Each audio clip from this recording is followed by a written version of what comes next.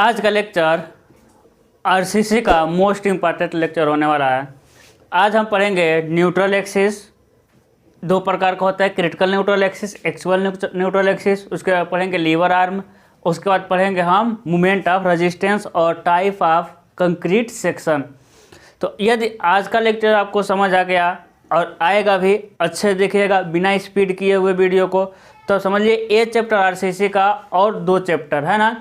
यानी ए वीडियो यदि समझ आ गया तो आपको singly reinforce concrete beam, doubly reinforce concrete beam और T beam working stress method से तीनों अच्छे से कंप्लीट कर लेंगे, अब कोई दिक्कत नहीं होगा। सबसे पहले हम देखेंगे न्यूट्रल एक्सिस को, है ना। सबसे पहले हम क्या देखेंगे, न्यूट्रल एक्सिस। न्यूट्रल एक्सिस मतलब उदासीन अक्ष। देखिए इसको कहते हैं हम उदासीन अक्ष। इसका एक और नाम है बल शून्य रेखा। क्या नाम है आपका? बल शून्य रेखा, ठीक है। तो उदासीन अक्ष क्या होता है समझिएगा। जब किसी बीम पर लोड आता है तो बीम का क्या होता है, नमन होता है, बेंडिंग होता है।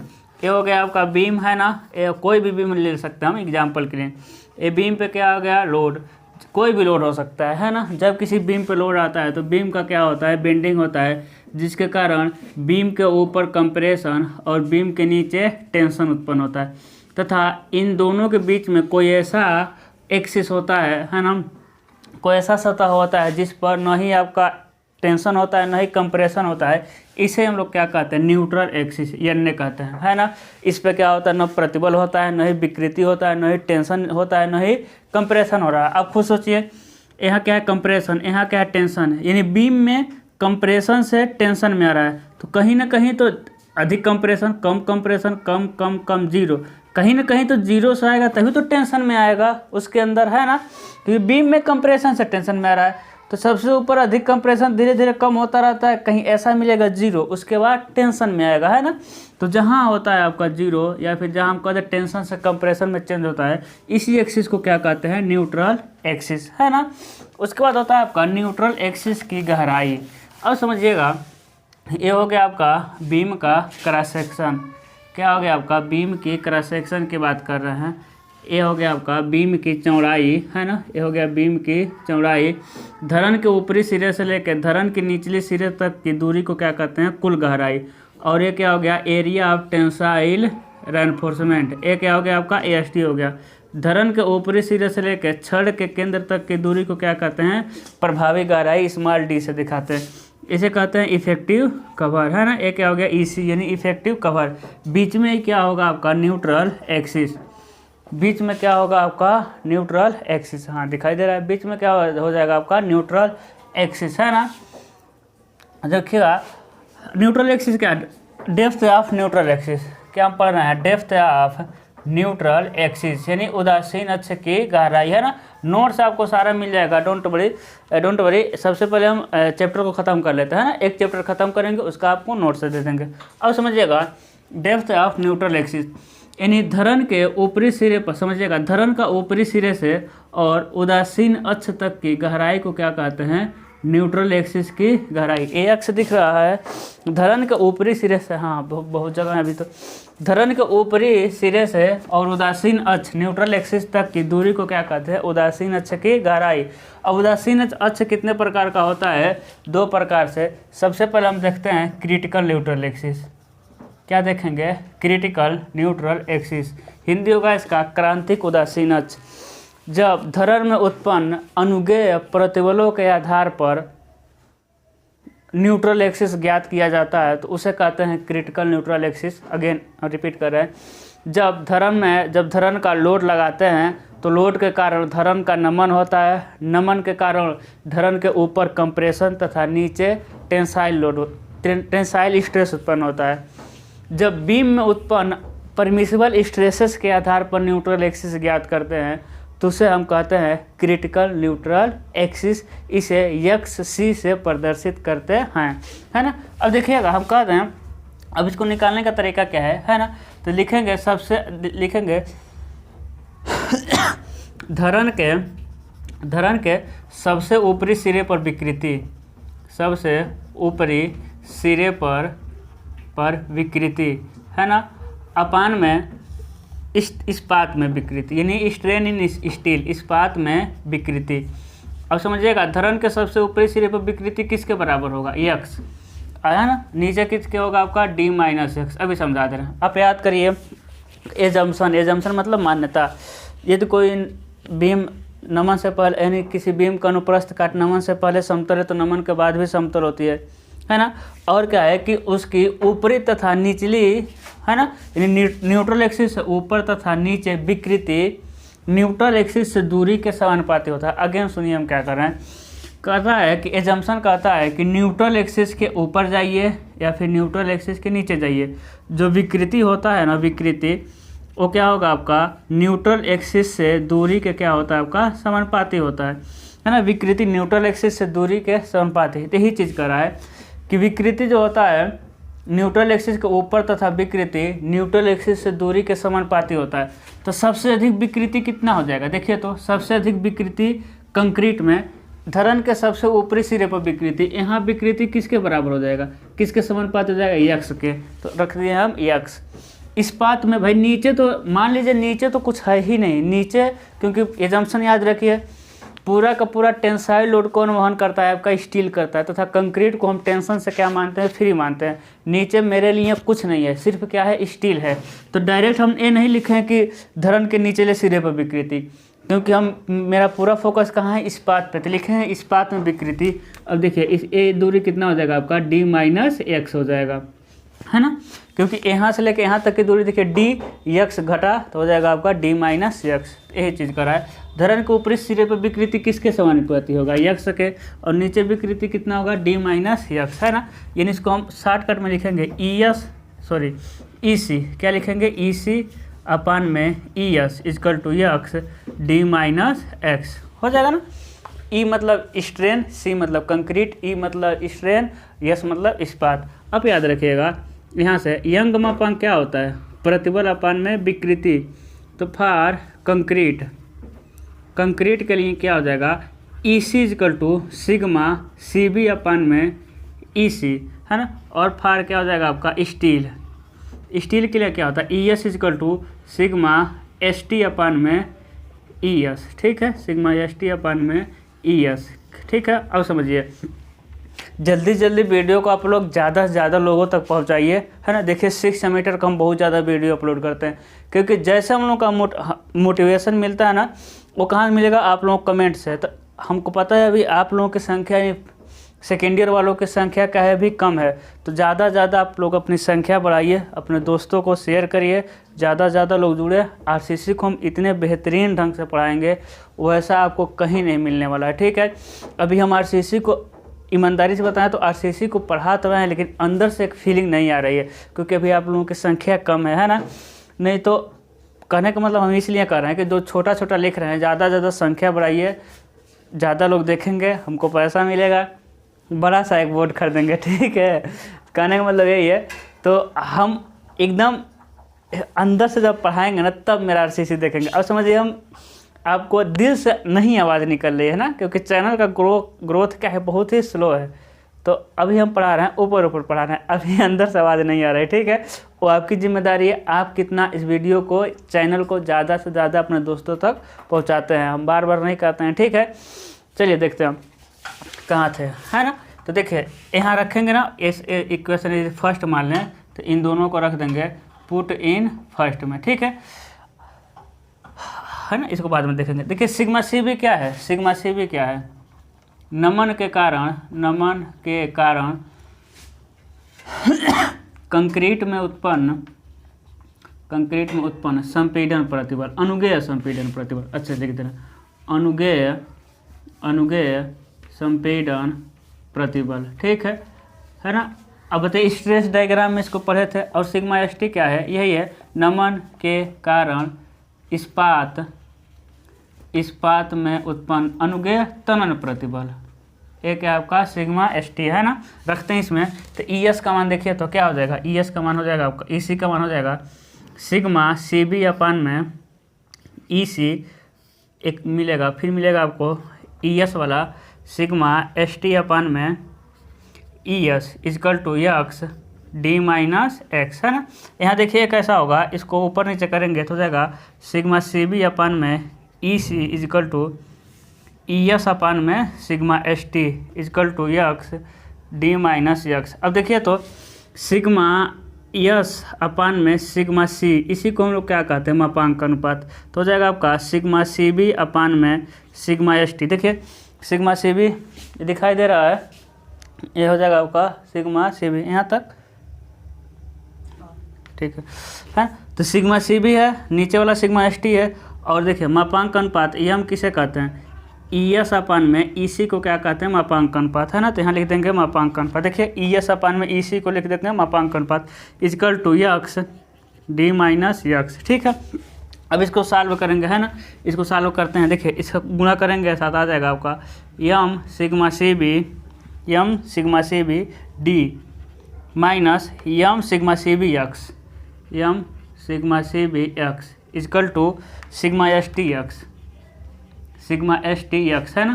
तो हो जाएगा आपका M sigma C B D is equal to sigma S T X plus M sigma C B X, है ना। इसको उधर लेके गए हैं, सिग्मा सी बी इसको उधर लेके जाएंगे तो हो जाएगा आपका प्लस हो जाएगा, है ना। यह हो जाएगा आपका M sigma C B D is equal to X common ले लेंगे तो आ जाएगा आपका M sigma C B plus sigma S T. X common ले लिए तो यम सिग्मा सी बी बचा, इसमें यम सिग्मा सी बी, इसमें बचा यम मतलब कि सिग्मा एस टी। तो यक्स सी क्या हो जाएगा, देखिए यम सिग्मा सी बी अपान में M sigma C B plus sigma S T, है ना। देखिए घेर दीजिए ना तो भग जाएगा, दिखाई दे रहा है, हाँ ठीक है ना। तो यही चीज़ आपको याद रखना है। देखिए आपके एग्जाम में कुछ नहीं आएगा, डेरिवेशन वगैरह कुछ नहीं आएगा, बस आपको फार्मूला याद रखना चाहिए। अब फार्मूला क्यों, क्योंकि आपको न्यूमेरिकल लगाना है, ठीक है। तो जो एक्स मतलब न्यूट्रल एक्सिस की गहराई और सी मतलब क्रिटिकल न्यूट्रल एक्सिस।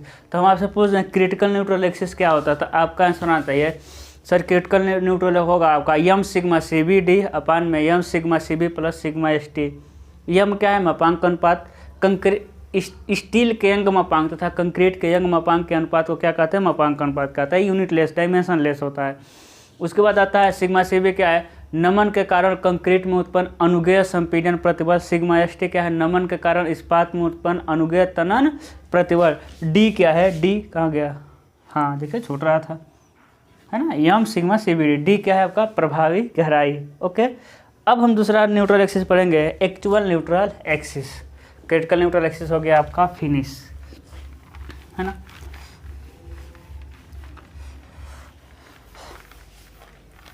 दूसरा क्या पढ़ना हमको, एक्चुअल न्यूट्रल एक्सिस यानी वास्तविक उदासीन अक्ष, एक्चुअल न्यूट्रल एक्सिस। अब देखिए जब कंक्रीट में उत्पन्न, जब बीम में उत्पन्न अनुगेय प्रतिबल के आधार पर जब बीम में उत्पन्न अनुगेय प्रतिबल के आधार पर न्यूट्रल एक्सिस ज्ञात करते हैं तो उसे कहते हैं हम क्रिटिकल न्यूट्रल एक्सिस। दूसरा क्या है, एक्चुअल न्यूट्रल एक्सिस, जब बीम में डाले गए रेनफोर्समेंट के मात्रा के आधार पर न्यूट्रल एक्सिस ज्ञात करते हैं तो उसे कहते हैं actual neutral axis. Again repeat करते हैं, जब बीम में डाले गए एक्चुअल न्यूट्रल एक्सिस के थोड़ा मेरा ध्यान उधर है, ठीक है, खाना बन रहा है, समझिएगा। जब बीम में डाले गए छड़ के मात्रा के आधार पर न्यूट्रल एक्सिस ज्ञात करते हैं तो उसे कहते हैं एक्चुअल न्यूट्रल एक्सिस, है ना। अब एक्चुअल न्यूट्रल क्या किस पे सिद्धांत पे काम करता है, एक्चुअल न्यूट्रल एक्सिस समांगता के सिद्धांत पे काम करता है, थियरी ऑफ होमोजीनियस। इसके लिए हम क्या मानते हैं कि ये जो पूरा स्ट्रक्चर है किसका बना हुआ है आपका, मतलब एक होमोजीनियस है, एक मटेरियल का बना है। इसके लिए हम क्या करेंगे, न्यूट्रल एक्सिस के परितः आघूर्ण लेने पर, कौन सा आघूर्ण, क्षेत्रफल आघूर्ण लेने पर, है ना, क्षेत्रफल आघूर्ण लेने पर, आघूर्ण लेने पर किसी तरह हमको ए वाला चाहिए, मतलब यक्स आना चाहिए, ठीक है। तो क्षेत्रफल आघूर्ण लेंगे, कंक्रीट का क्षेत्रफल कितना होगा, तो हो जाएगा बी गुणे यक्स और क्षेत्रफल गुणे बीच की दूरी। बल आघूर्ण क्या होता है, बल गुणे बीच की दूरी, क्षेत्रफल आघूर्ण क्षेत्रफल बीच की लंबवत दूरी। तो इस पूरे एक कंक्रीट जो है इसका गुरुत्व केंद्र कहाँ काम करेगा, बीच में काम करेगा, और बीच वाला ए वाला दूरी कितना होगा, देखिए टोटल है यक्स, तो ए हो जाएगा आपका यक्स बाई 2, है ना। तो बी गुणे यक्स क्षेत्रफल मिल गया, और क्षेत्रफल का गुरुत्व केंद्र का न्यूट्रल एक्सिस से दूरी क्या मिलेगा, क्योंकि न्यूट्रल एक्सिस के परितः ले रहे हैं तो हो जाएगा आपका यक्स बाई 2 इजकल टू नीचे का क्षेत्रफल, नीचे तो कुछ है ही नहीं, नीचे तो सिर्फ स्टील है, तो स्टील का क्षेत्रफल क्या मिला आपका एस टी, और क्षेत्रफल के गुरुत्व केंद्र का न्यूट्रल एक्सिस से दूरी पहले से पता है आपको डी माइनस यक्स। लेकिन समझिएगा ये जो हम एक्चुअल न्यूट्रल एक्सिस निकालते हैं, ये समांगता के सिद्धांत पर निकालते हैं, यानी ये मान के चलते हैं कि ये आपका होमोजीनियस सेक्शन है। होमोजीनियस सेक्शन बनाने के लिए यम में AST में किसका गुणा कर देते हैं, यम। कैसे पता चला, यहाँ से आ जाएगा आपका bx²/2 = यम AST d-x, है ना। अब कैसे पता चला, अब याद करिए P = है ना, जब हम डायरेक्ट स्ट्रेस के अनुसार देखे थे, स्ट्रेस डिस्ट्रीब्यूशन या इक्विवेलेंट एरिया देखे थे, इक्विवेलेंट एरिया में देखिए क्या आया था, इक्विवेलेंट एरिया में P = सिग्मा CC आया था AC + AM/AS। हम उसमें क्या कहे थे कि जब स्टील के क्षेत्रफल में यम के क्षेत्रफल को से गुणा करते हैं तो कंक्रीट का समतुल्य देता है ना, वो कंक्रीट, क्योंकि समान जो होता है, जोड़ कर रहा होता है, सारी चीज़ें उसमें बनाए थे, उस समान चीज़ों को जोड़ते हैं। तो जैसे कि हम कहते हैं 1 लीटर पानी है, 1 लीटर पानी है और 2 लीटर क्या है आपका दूध है, तो पानी और दूध को एक ही साथ नहीं जोड़ेंगे, पानी दूध को जोड़ेंगे तो क्या कहेंगे, 3 लीटर क्या है, नहीं कह सकते। इसीलिए क्या किए हम, कंक्रीट को अलग, है ना, समान चीज़ों को जोड़ा जाता है, तो कंक्रीट को अलग, स्टील को अलग, मटेरियल है लेकिन एक ही साथ जोड़े हैं। तो कहते हैं हम कि AS में ना जब स्टील के क्षेत्रफल यम से गुणा करते हैं तो वो किसके समतुल्य होता है, वो कंक्रीट का क्षेत्रफल दे देता है ना। और पूरे सेक्शन को हम क्या माने थे उस समय, होमोजीनियस माने थे। इसीलिए यह AST में किसका गुणा कर दिए, यम से, क्योंकि ऊपर कंक्रीट नीचे स्टील है, स्टील को हमको किस में चेंज करना है, कंक्रीट में चेंज करना है। तो स्टील के क्षेत्रफल में यम से गुणा करके कंक्रीट का हम क्या बना दिए थे, क्षेत्रफल के समतुल्य बना दिए थे, है ना। तो पीछे का लेक्चर आप देखे रहेंगे तो आपको सारी चीज़ें समझ आएगी, कोई दिक्कत नहीं होगा। अब देखिए यह क्या देता है ना, एक आपका एक द्विघात समीकरण है, यह एक द्विघात समीकरण है। तो इसको सॉल्व करने के लिए हम श्रीधराचार्य फार्मूला लगाते हैं।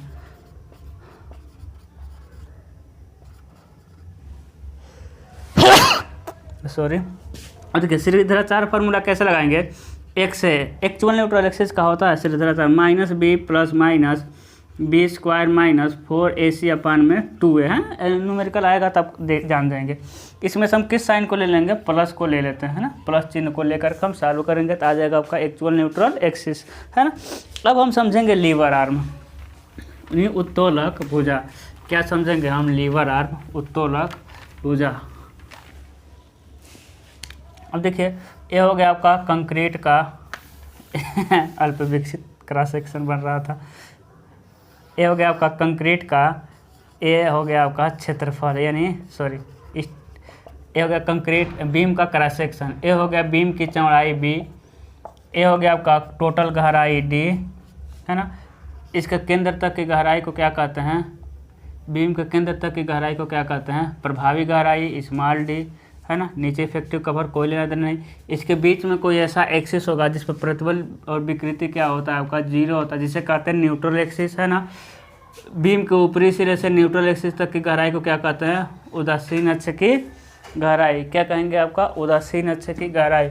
आपको याद है जब हम प्रतिबल आरेख बनाए थे तो कैसे बनाए थे मेरे भाई, ये देखिए प्रतिबल आरेख, है ना। ये क्या था आपका सिग्मा CB, नीचे क्या था सिग्मा ST, डायरेक्ट काम किया था, कहाँ काम किया था, है ना, स्टील के केंद्र पर। ये वाला क्या था आपका सिग्मा ST था। अब समझिएगा यह हो गया आपका 0, ये सिग्मा CB, है ना, सिग्मा ST। अब समझिएगा यहाँ तो कुछ है नहीं, लेकिन इस तरह ना ये लगता है कि अनाथ है, इसका कोई माँ बाप नहीं है, तो इसको हम डॉटेड कर देते हैं, है ना। लेकिन आप जानते हैं पूरा स्ट्रेस डायरेक्ट कहाँ लगता है, उसी पर लगता है, स्टील के गुरुत्व केंद्र पर। आता है लीवर आर्म, तो लीवर आर्म आता है कि कंप्रेशन जोन के गुरुत्व केंद्र, है ना। तो कंप्रेशन जोन का गुरुत्व केंद्र देखिए, ए वाला दूरी कितना है, ए वाला दूरी कितना है, देखिए तो ए 0 मिलता है, ए वाला दूरी कितना है, यक्ष है। तो यक्ष का त्रिभुज का गुरुत्व केंद्र कहाँ मिलेगा, देखिए यहाँ से मिल जाएगा आपका x/3 पे। ए वाला दूरी कितना है, यक्ष, यहाँ से पता है। तो त्रिभुज का गुरुत्व केंद्र x/3 पे है। तो कंक्रीट का गुरुत्व केंद्र, है ना, तथा इस्पात का गुरुत्व केंद्र। मेरे भाई इस्पात का गुरुत्व केंद्र तो पहले से वही है ना, यहाँ तो लेंगे नहीं कुछ। तो कंक्रीट का गुरुत्व केंद्र और इस्पात के गुरुत्व केंद्र के बीच की लंबवत दूरी को क्या कहते हैं, लीवर आर्म। इसे z से प्रदर्शित करते हैं, तो z = d-x/3, है ना। देखिए ये टोटल यहाँ से लेके यहाँ तक कितना है, d में से x/3, देखिए यहाँ से लेके यहाँ तक d में से x/3 घटा दिए तो मिल जाएगा d - x/3।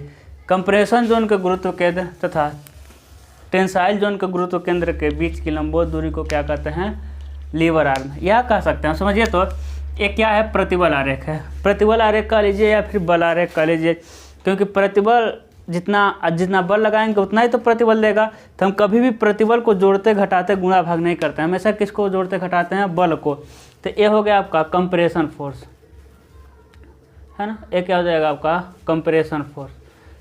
कंप्रेशन फोर्स बहुत अच्छा चीज़ चल रहा है, ठीक है। और ये क्या हो जाएगा आपका, ये हो जाएगा आपका, ये क्या हो जाएगा आपका टेंसाइल फोर्स, है ना। टेंसाइल फोर्स यानी हो जाएगा आपका टी, ये हो जाएगा सी, ये हो जाएगा टी। तो हम ऐसा भी कह सकते हैं लीवर आर्म का डिफिनीशन कि संपीड़न बल तथा तनन बल के बीच की लंबवत दूरी को क्या कहते हैं, लीवर आर्म, तलब भुजा कहते हैं। अब देखिएगा क्या हो रहा है, अगला आता है मेरा मोमेंट ऑफ रेजिस्टेंस। क्या आता है आपका, मोमेंट ऑफ रेजिस्टेंस। ये लास्ट टॉपिक है, समझिए इसको। मोमेंट ऑफ रेजिस्टेंस होता है। अब मोमेंट ऑफ रेजिस्टेंस क्या होता है कि जब धरन पर लोड आता है तो धरन का नमन होता है, नहीं धरन का बेंडिंग होता है, जिसके कारण ऊपरी क्षेत्र में धरन के न्यूट्रल एक्सिस के ऊपर कंप्रेशन जोन तथा नीचे टेंसाइल जोन उत्पन्न होता है। कंप्रेशन जोन के गुरुत्व केंद्र पर टोटल कंप्रेशन फोर्स कार्य करता है तथा टेंसाइल जोन में टोटल टेंसाइल फोर्स काम करता है। ये क्या होता है, ये दोनों बल एक दूसरे के विपरीत होते हैं तथा एक दूसरे के लंबवत दूरी पर होने के कारण एक कपल का निर्माण करते हैं। जी हाँ, हम सिविल इंजीनियर, मेरे लिए यही कपल रहेगा। ये देखिए, एक इधर हो गया, एक इधर हो गया, है ना। ये दोनों क्या करेंगे, कपल का निर्माण करेंगे, जिसे बल, है ना, बलयुग में कहते हैं शायद। और बीम को क्या करेंगे, घुमाने की कोशिश करेंगे। इसके विरोध में एक और कपल उत्पन्न होता है, जिसे हम कहते हैं moment of resistance. Moment of resistance क्या होता है, दोनों में से, है ना, मोमेंट ऑफ रेजिस्टेंस को हम एमआर से दिखाते हैं। क्या होता है आपका मोमेंट ऑफ रेजिस्टेंस, दोनों में से कोई एक बल, तो ले लेंगे हम टेंसाइल फोर्स या फिर ले सकते हैं कंप्रेसिव फोर्स, है ना। दोनों में से एक बल तथा बीच की लंबवत दूरी, इसे लीवर आर्म कहते हैं, कि गुणनफल का क्या होता है, बराबर होता है। तो हम देखेंगे, बात को समझ रहे हैं ना। मोमेंट ऑफ रेजिस्टेंस क्या है, कंप्रेशन फोर्स या फिर टेंसाइल फोर्स में से, है ना, कंप्रेशन फोर्स या टेंसाइल फोर्स में से कोई एक फोर्स और दोनों के बीच की लंबवत दूरी क्या होता है, प्रतिरोधी आघूर्ण। हम देखेंगे फॉर कंक्रीट के लिए, यानी MRC। कंक्रीट के लिए क्या लिख देंगे हम, MRC लिखेंगे। क्या होगा, कंक्रीट के लिए लिखेंगे कंप्रेसिव फोर्स गुणे लीवर आर्म, है ना। अब कंप्रेसिव फोर्स क्या है, देखिए तो कंप्रेसिव फोर्स कितना होगा, देखिए फोर्स क्या होता है, कंप्रेसिव फोर्स यानी बल बराबर क्या होता है, प्रतिबल गुणा क्षेत्रफल, है ना। तो देखिए यहाँ प्रतिबल क्या है, 0, भाई बल बराबर क्या होता है, प्रतिबल गुणा क्षेत्रफल। तो देखिए प्रतिबल, compressive force equal to compressive stress और कंप्रेसिव एरिया, है ना। तो कंप्रेसिव एरिया कितना हो जाएगा, देखिए तो B गुणे, देखिए बल बराबर क्या होता है, प्रतिबल गुणे क्षेत्रफल, है ना। तो देखिए, चलिए नीचे लिख दे रहे हैं, है ना। तो देखिए बल बराबर क्या होगा, प्रतिबल गुणा क्षेत्रफल। तो प्रतिबल कितना है, यहाँ 0 है, यहाँ सिग्मा CB है, तो दोनों का क्या ले लेंगे, एवरेज ले लेंगे, 0 प्लस सिग्मा CB/2। और क्षेत्रफल क्या है, देखिए कंप्रेसिव जोन का क्षेत्रफल यही तो है, देखिए B और गुणे x, यही क्या है आपका कंप्रेसिव जोन का क्षेत्रफल। B गुणे ए वाली दूरी कितनी है, x, लिख देंगे B गुणे x। लीवर आर्म क्या होता है, लीवर आर्म हो जाएगा आपका D माइनस x/3, है ना। तो हो जाएगा आपका MRC, यानी MRC इक्वल टू क्या मिल जाएगा आपको, BX, MRC इक्वल टू क्या मिल जाएगा, BX सिग्मा CB/2 और D माइनस x/3। ये क्या हो जाएगा आपका MRC, है ना। इसको सॉल्व करिए, BX sigma CB/2 D minus x/3। अब लिखेंगे फॉर स्टील के लिए क्या हो जाएगा आपका MRT क्या हो जाएगा, टेंसाइल फोर्स गुणा लीवर आर्म, है ना। जैसे एक बार कंप्रेशन कर लेंगे, एक बार टेंसाइल कर लेंगे। तो tensile force is equal to क्या हो जाएगा, दिखाई देगा, टेंसाइल एरिया गुणे टेंसाइल, हाँ ठीक है। अब टेंसाइल फोर्स क्या होगा, टेंसाइल एरिया मतलब स्टील का, तो हो जाएगा, पहले प्रतिबल को देख लेते हैं, बल बराबर प्रतिबल गुणा क्षेत्रफल। प्रतिबल सिग्मा ST है, नीचे नहीं एवरेज आ रहा है कि 0 और सिग्मा ST का एवरेज लेंगे, नीचे तो पूरा का पूरा स्ट्रेस कहाँ कम करता है, स्टील के केंद्र पे। तो सिग्मा एस टी गुणे स्टील का क्षेत्रफल एस टी है और डी माइनस एक्स बाई 3। ए क्या हो जाएगा आपका एम आर टी हो जाएगा, है ना। ए क्या हो जाएगा आपका एम आर टी का फार्मूला हो जाएगा। तो ए बहुत इंपॉर्टेंट है यहाँ तक, ठीक है। तो यहाँ तक आपको क्लियर हुआ होगा, कोई दिक्कत नहीं हुआ होगा, आई होप। अगला हम पढ़ेंगे टाइप ऑफ कंक्रीट सेक्शन। इसके बाद न्यूमेरिकल शुरू हो जाएगा आपका।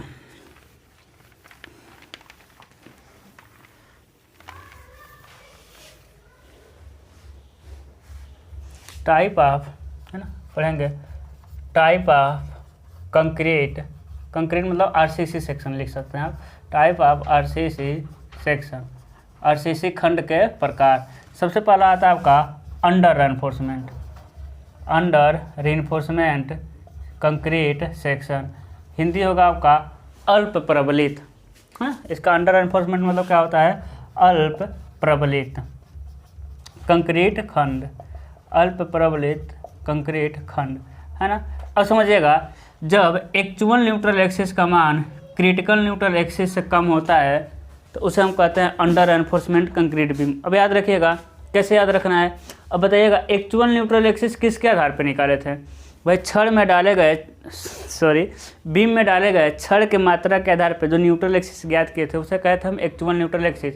तो छड़ के मात्रा के आधार पर, तो छड़ की मात्रा कम है, देखिए छड़ की मात्रा कम है ना, एक से देखें एक्सी से कम, कि छड़ की मात्रा वाला न्यूट्रल एक्सिस कम आ रहा है, यानी उसमें छड़ जितना चाहिए उससे कम डाले हैं, उसका नाम ही है अल्प प्रबलित, अंडर एनफोर्समेंट। जितना छड़ हमको चाहिए उससे कम छड़ डाले हैं, है ना, तो इसे कहते हैं हम लोग अल्प प्रबलित, है ना। तो एक्से का मान एक्सी से कम आएगा तो उसे कहेंगे अल्प प्रबलित कंक्रीट। अब समझिएगा, अल्प प्रबलित कंक्रीट आ गया तो हम एमआरसी निकालेंगे अल्प प्रबलित यानी टेंसाइल का, यानी sigma S T into D minus x by 3। इसका मतलब क्या हुआ समझिए, जो मोमेंट ऑफ रेजिस्टेंस है ना, मोमेंट ऑफ रेजिस्टेंस जो होता है वो क्या होता है, वो बीम का, हम अभी बीम पढ़ रहे हैं, ठीक है। जो मोमेंट ऑफ रेजिस्टेंस होता है वो बीम का ताकत होता है। क्या होता है, मोमेंट ऑफ रेजिस्टेंस बीम का ताकत होता है ना। तो बीम का ताकत, तो देखिए इसमें जितना छड़ चाहिए उससे कम है।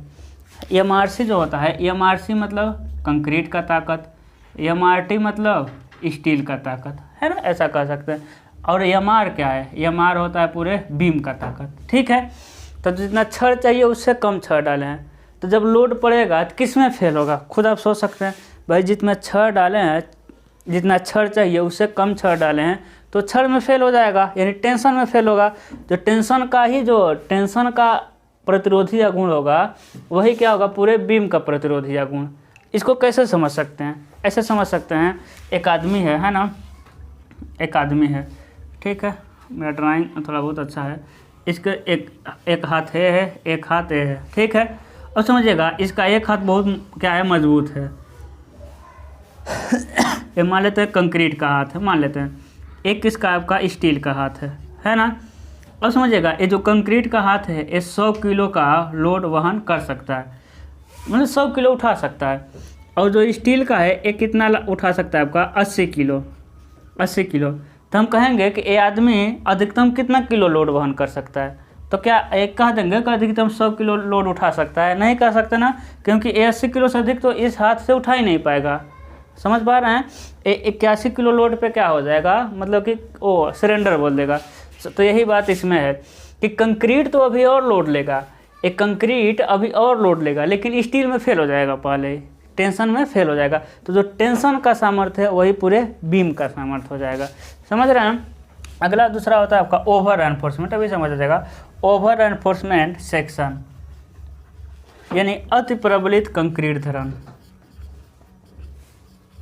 अति प्रबलित कंक्रीट खंड, है ना, अति प्रबलित कंक्रीट खंड, ठीक है। अब अति प्रबलित मतलब क्या होगा, जब actual neutral axis critical neutral axis से बड़ा होता है तो उसे कहते हैं अति प्रबलित।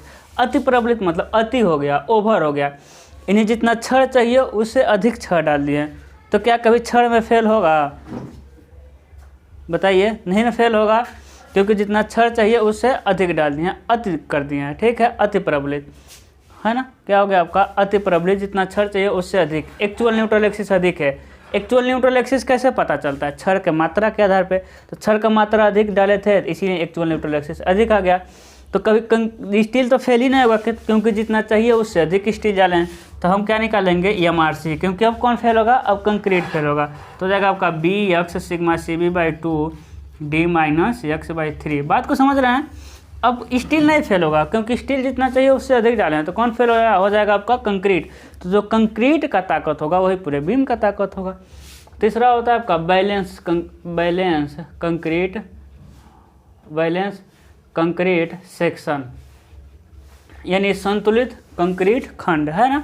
अब संतुलित कंक्रीट खंड जब एक्चुअल न्यूट्रल एक्सिस का मान क्रिटिकल न्यूट्रल एक्सिस के बराबर होता है तो उसे कहते हैं हम एक्चुअल न्यूट्रल एक्सिस, उसे हम कहते हैं बैलेंस कंक्रीट सेक्शन। यानी इसमें जितना छड़ चाहिए उतना ही छड़ डालें, है ना। तो इसमें MRT निकाल लेंगे, AST सिग्मा ST D-X/3, या फिर MRC निकाल सकते हैं BX सिग्मा CB/2 D-X/3। इसका मतलब क्या हुआ कि ये जो सेक्शन है ना, दैंड हो गया, ये जो सेक्शन है ये बैलेंस सेक्शन है। तो बैलेंस सेक्शन मतलब जब इस पर लोड लगाएंगे तो ये टेंशन और कंप्रेशन दोनों में एक साथ फेल होगा, क्योंकि इसमें जितना छड़ डाला गया है चाहिए उतना ही डाला गया, ठीक है। तो यही 3 आपका कंक्रीट सेक्शन थे। अब क्या करेंगे? हम न्यूमेरिकल लगाएंगे, ठीक है। अब न्यूमेरिकल लगाने का सिंपल सा प्रोसेस क्या होता है? कुछ नहीं होता है, बहुत सिंपल। ये चैप्टर बहुत सिंपल है। सबसे पहले हम actual neutral axis critical neutral axis में से किसी को निकालेंगे। सबसे पहले इन दोनों एक्सिस को निकालेंगे, उसके बाद हम कंपेयर कर देंगे। कंपेयर का मतलब कि अंडर अनफोर्स आ रहा है, ओवर अनफोर्समेंट आ रहा है कि बैलेंस सेक्शन आ रहा है, उसके आधार पे हम MR निकालेंगे। इस चैप्टर में आपको MR ही से रिलेटेड यानी इसी फार्मूले तीनों का यूज करके सारा चीज़ पूछेगा, ठीक है। तो कुछ नहीं करना है, अंडर अनफोर्समेंट ओवर अनफोर्समेंट का हम पता करेंगे, उसके बाद MR का फार्मूला वाला लगा देंगे, मेरा न्यूमेरिकल सॉल्व हो जाएगा अच्छे से, ठीक है। तो इतना तक आप अच्छे से पढ़े रहेंगे तो ये चैप्टर और इससे रिलेटेड 2 चैप्टर एकदम अच्छे से कंप्लीट हो जाएगा, कोई दिक्कत नहीं है। यदि आपको कोई दिक्कत हो रहा है तो हमसे कांटेक्ट कर सकते हैं, ठीक है। और वीडियो को फिर आपसे रिक्वेस्ट है, 4th सेमेस्टर यानी सेकेंड ईयर के लड़के हमसे कम जुड़े हैं तो वीडियो को ज़्यादा शेयर करिए कि मेरा मोटिवेशन बढ़े, है ना, कम से कम है ना, ठीक है। तो आज के लिए बस इतना ही। Good luck.